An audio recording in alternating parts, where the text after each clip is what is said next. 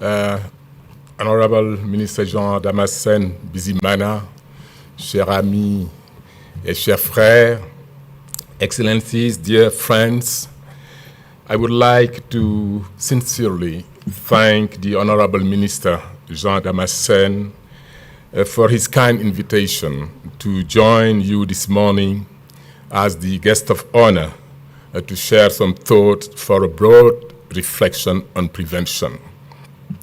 From the outset, let me state as a privileged witness that the Rwandan government has consistently made remarkable efforts in this regard.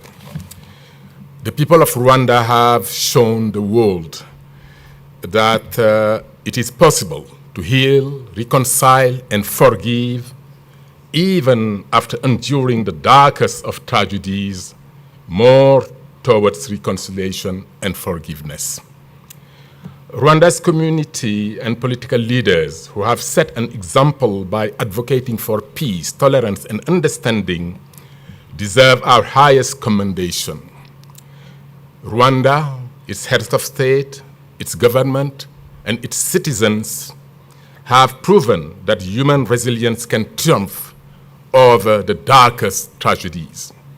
Once again, you are renewing your commitment to the principle of never again. On behalf of everyone gathered here today, I thank you for this steadfast dedication. Excellencies, dear friends, when I was appointed to this role at the beginning of April this year as the inaugural African Union Special Envoy for the prevention of genocide and other mass atrocities, not only did I recognize and appreciate the weight of responsibility of this role, but also overwhelmed by the trust of the African Union and its member states placed in me to fulfill this important mandate. I must admit that the sheer political, logistical, and operational challenges of this mandate made the task look exceedingly complex. However, my belief in the commitment of the African people, member states, and the African Union Commission provided me an extraordinary courage to offer my modest service to our collective efforts in addressing mass atrocities on the continent.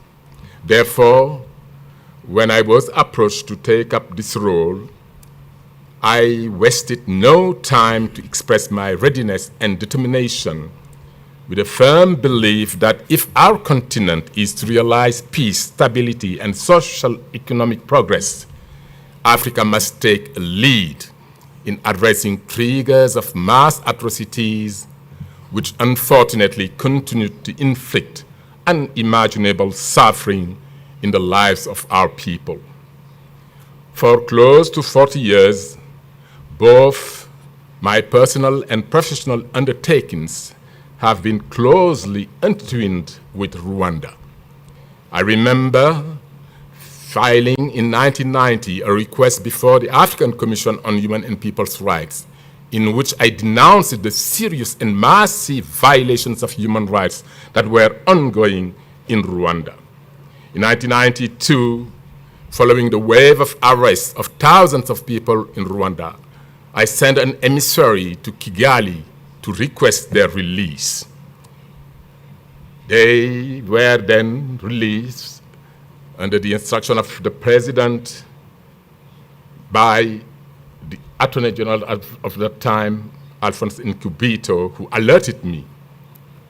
But this was only the beginning of darkest chapter in the history of Rwanda, because the process of extermination of the Tutsi had already begun. It was not in April 1994, but it started long before, as demonstrated earlier by His Excellency Jean Damascène. This year, International Day for the Commemoration and Dignity of the Victims of the Crime of Genocide and for the Prevention of this Crime coincide with the commemoration of the 30 years since the genocide against the Tutsis in 1994. we were reminded that in less than 3 months, more than 1 million people were deliberately and systematically killed across this beautiful country of 1,000 hills. Dear friends, it is our collective and individual duty to remember the victims of all genocides perpetrated around the world. While memories may be painful, it is arguably an important step towards building a better future for all. As we remember with profound despair the genocide perpetrated against the Tutsis in Rwanda, we also acknowledge with admiration the remarkable progress this country has made in overcoming this tragic experience and rebuilding the political, social, and economic fabric of its society. It is with much humility that today we pay tribute to all those who, during the 20th century, were victims of cruelty, inhumanity, and ultimately the most heinous crime, the crime of genocide. Today, we are meeting to pay tribute and pay our respect to all those who lost their lives in Europe. I'm referring here to the Holocaust. Those who lost their life in Rwanda, in Srebrenica, in Cambodia, in Iraq, in Darfur, in Syria, in Myanmar, and in Palestine. Their lives must be honored and remembered.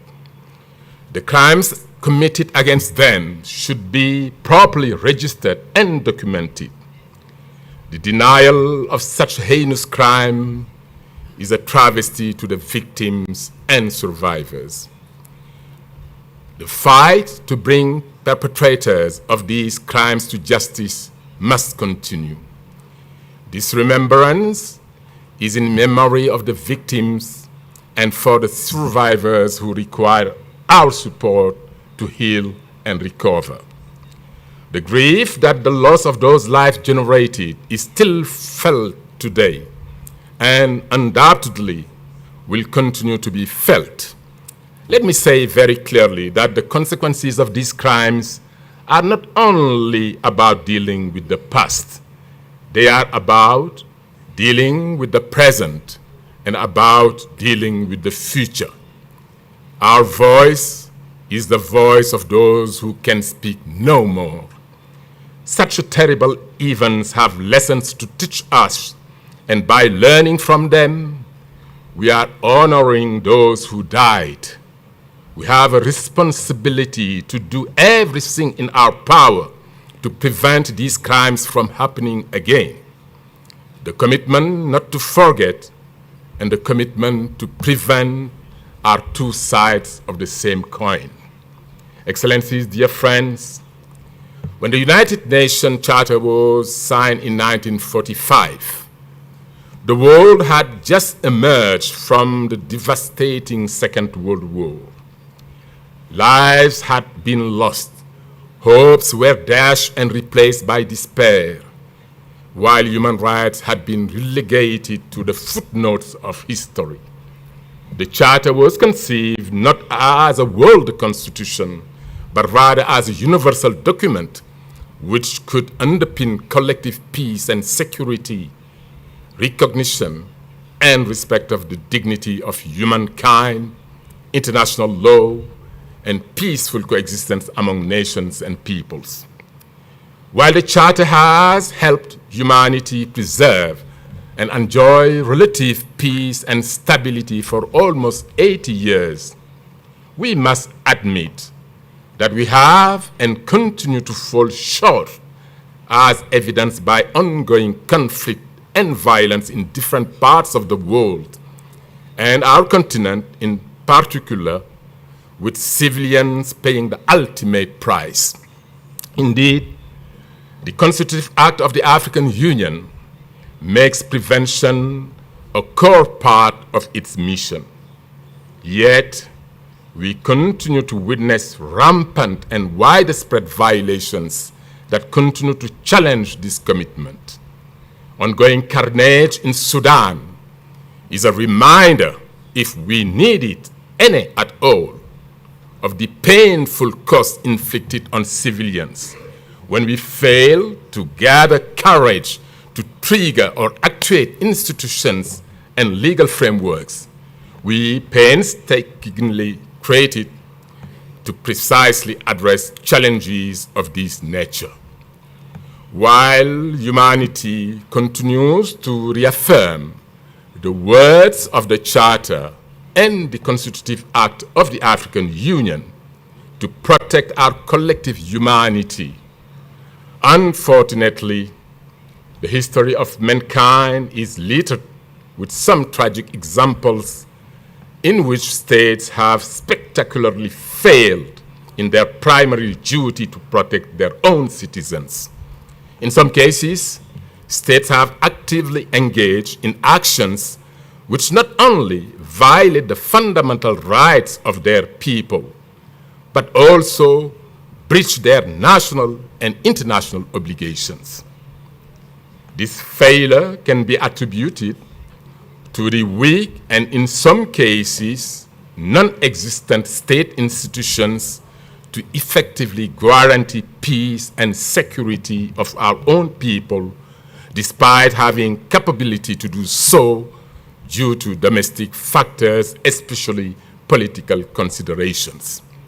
Therefore, if we are to achieve sustainable peace, we must reaffirm our commitment by the respect of rule of law, our commitment to the primacy of human dignity and human rights.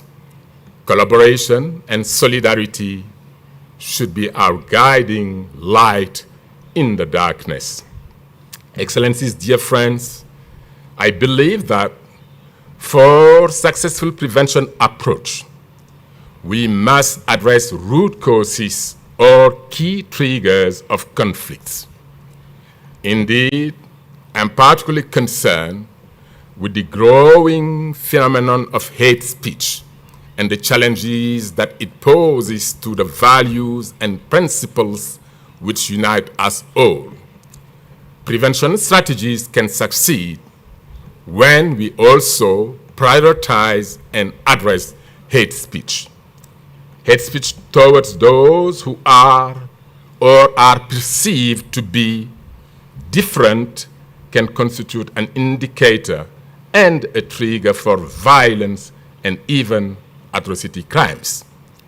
Indeed, where tensions and violence are rampant, hate speech contributes to sowing the seeds of prejudice, suspicion, and mistrust, triggering hate crimes and preparing the ground for the perpetration of serious human rights violations and abuses.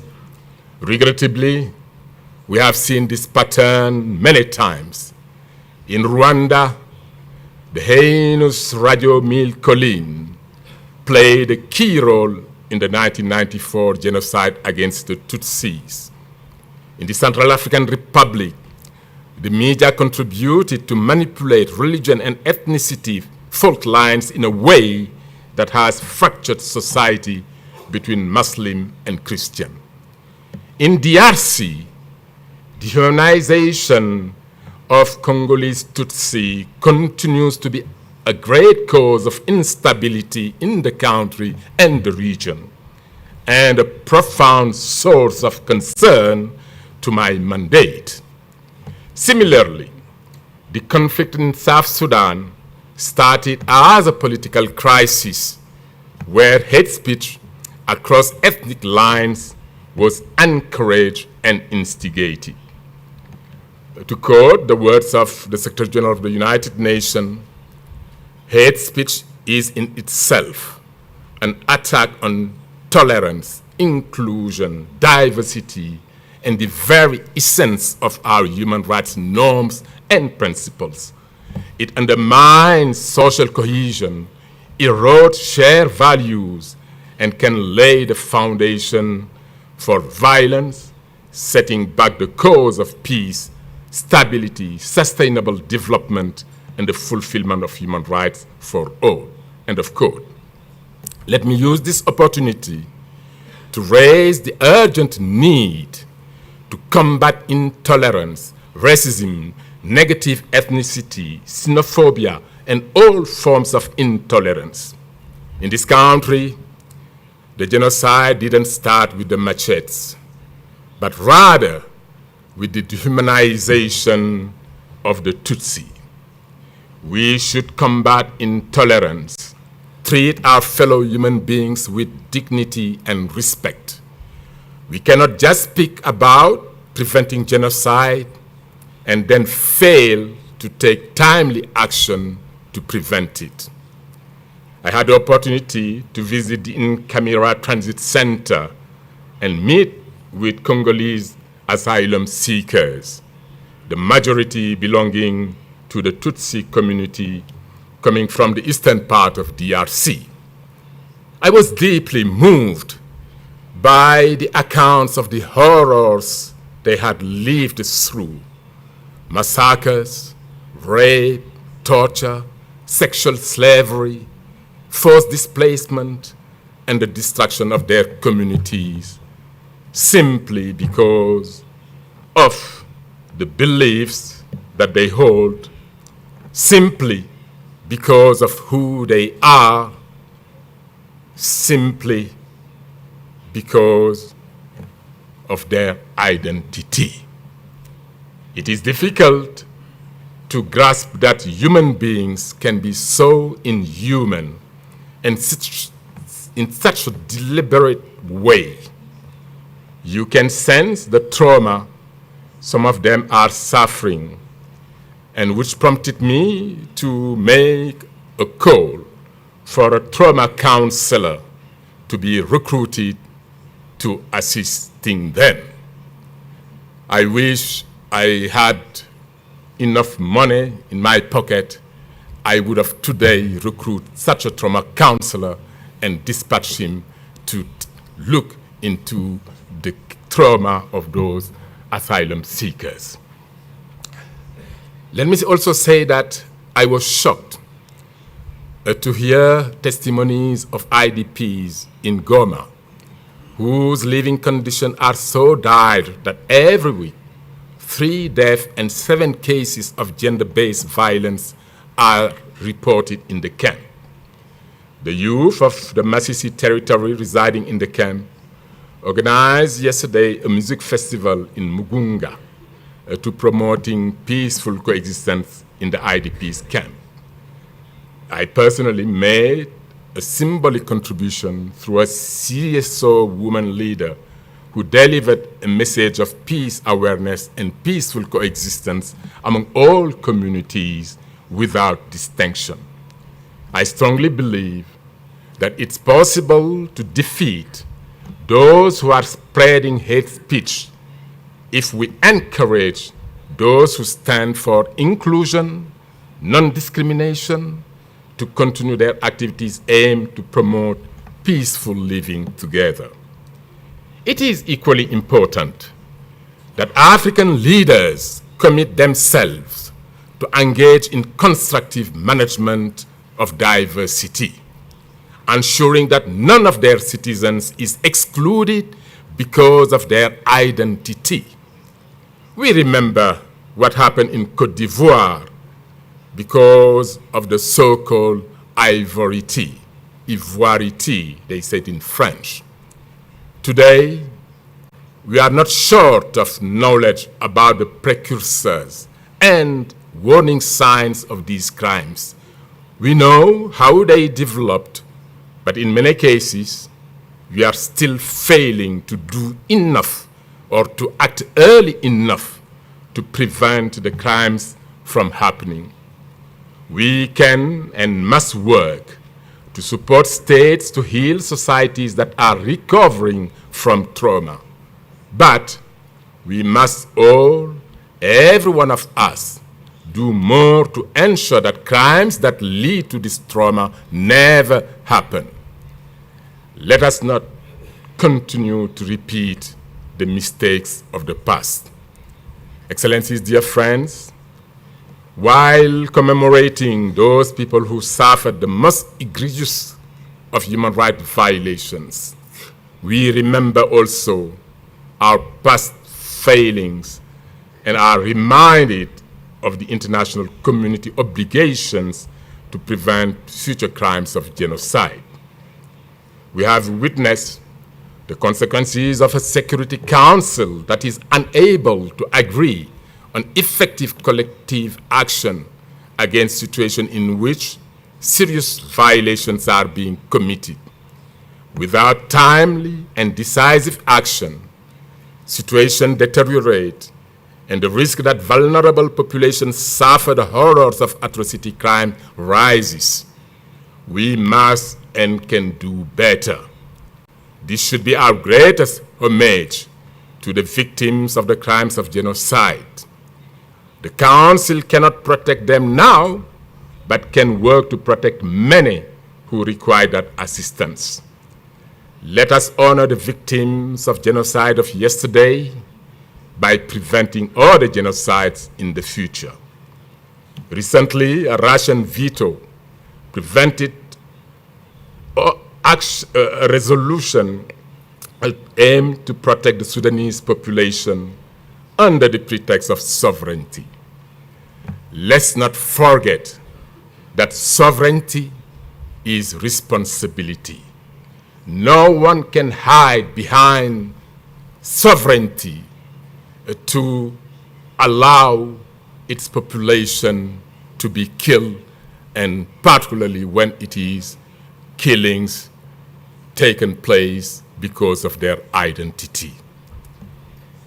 Because of its critical role, today I am really angry and saddened at the message that the Security Council sent to all the Sudanese victims and their relatives when this veto prevented a resolution on Sudan to be adopted.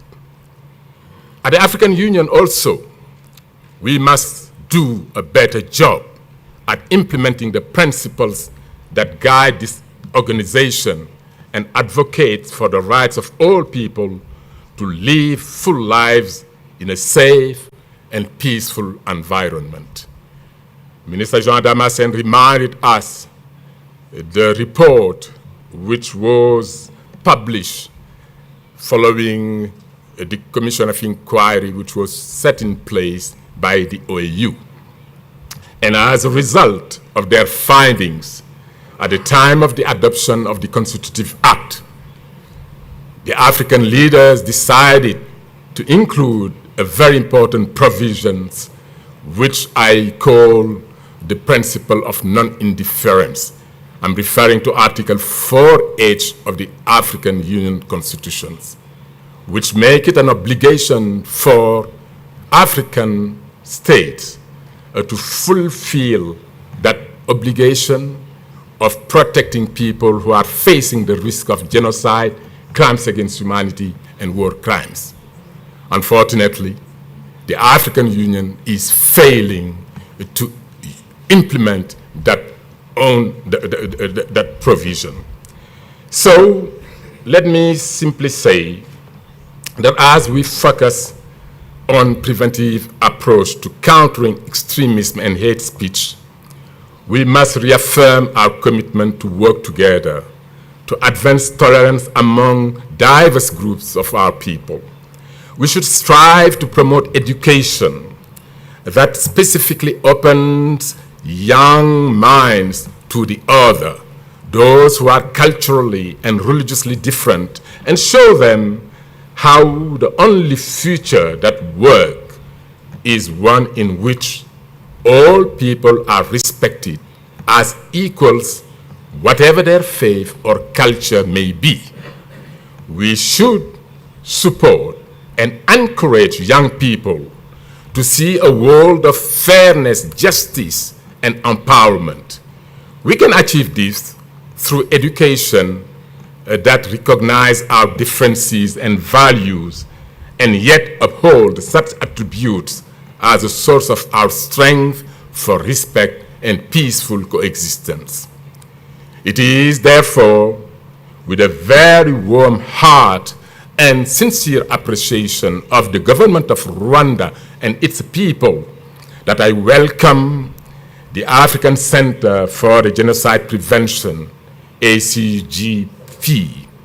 I commend the government and its partners for the establishment of these regional institutions that will be headquartered in this country and serve as a hub for research, education, and advocacy on genocide prevention while fostering dialogue among government, civil society, researchers, and both regional and international organizations. With our collective efforts and commitment to support its work, the Center could become a pioneer space for mediation and negotiation as well as a tool for promoting tolerance and peaceful coexistence among communities in Rwanda and beyond. The African Center for the Prevention of Genocide should be a leading institution for research, education, and training on the prevention of genocide, crimes against humanity, and war crimes, and serve as an important platform for knowledge transfer and exchange for diplomats, civil and military officials, regional organizations, NGO, religious and civil society leaders. For a country like Rwanda that suffered the 1994 genocide against the Tutsi, commitment to commemoration, reconciliation, and building resilient communities is essential. The center will help the country and the region not only as a symbol of reconciliation and remembrance, but also an important place to learn and teach the history of Rwanda, the history of Africa to the current and succeeding generations. Indeed, educational programs that preserve memory, prevent future atrocities, and actively advocate for international cooperation and awareness is critical to our collective prevention approach. Let us therefore take this opportunity to congratulate the government that has achieved the feat of transforming a country that emerged from a tragedy into a country where the quality of life continues to improve and where projects such as the African Center for the Prevention of Genocide are coming to fruition. I'm confident that the African Center for Genocide Prevention will spread across the continent as a necessary ingredient for peace to be sustainable and rooted in hearts, whether in the Sahel, in Sudan, or elsewhere in Africa. We must all work to ensure a profound and positive transformation of African citizens through forgiveness, speech, dialogue, ending silence, and manifesting truth. Excellencies, dear friends, in conclusion, allow me to reiterate that the perception of or actual exclusion and marginalization of certain communities or groups of people is one of key drivers to violence. Addressing these drivers of violence is prerequisite for enduring peace and stability. Yet, without strong commitments from states and their institutions to guarantee equal opportunity under the law, equitable distribution and access to resources, and provide social and economic opportunities to ensure participation of all citizens, especially the youth and women, in the development agenda, peace will continue to be an elusive undertaking. May justice be our mighty defender, and for all of us to treat one another with dignity and respect, because we are all equal in humanity. May all of us live and work in the spirit of Ubuntu. Murakoze.